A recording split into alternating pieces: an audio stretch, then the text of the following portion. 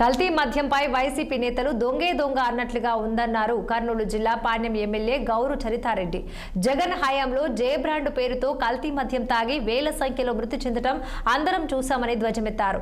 ఇప్పుడు కూడా నకిలీ మద్యం తయారు చేస్తున్నారన్న ఆమె అట్టి మద్యం అరికట్టేందుకు చంద్రబాబు సురక్ష యాప్ తీసుకొచ్చినట్లు వివరించారు.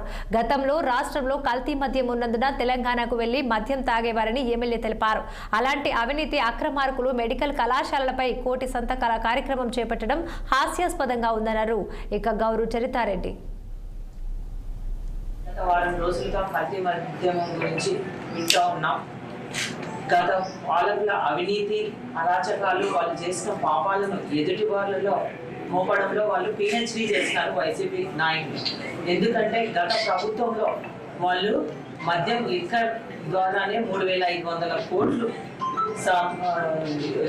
సంపాదించుకొని ఈరోజు ఎదుటి వాళ్ళ గురించి కూటమి ప్రభుత్వం గురించి మాట్లాడుతూ ఉన్నారు. వాళ్ళకు కూటమి ప్రభుత్వం గురించి ఓర్చుకోలేక ఎప్పుడు దీనిపైనే ఆరోపణలు చేస్తూ ఉన్నారు. మేము ఒక్కటే తెలియజేస్తా ఉన్నాం, గతంలో మీరు చూసారు కల్తీ మద్యం దాగి రాష్ట్ర వ్యాప్తంగా దాదాపు 30 లక్షల మంది అనారోగ్య పాలయ్యారు. 30,000 మంది చనిపోవడం జరిగింది రాష్ట్ర వ్యాప్తంగా కల్తీ మద్యం ద్వారా.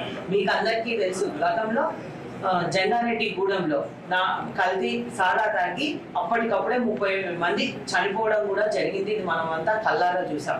అటువంటిది ఈ రోజు కల్తీ మద్యం అని వాళ్ళు చెప్తుంటే దయాలు వేదాలు వర్ణించినట్లే ఉంది.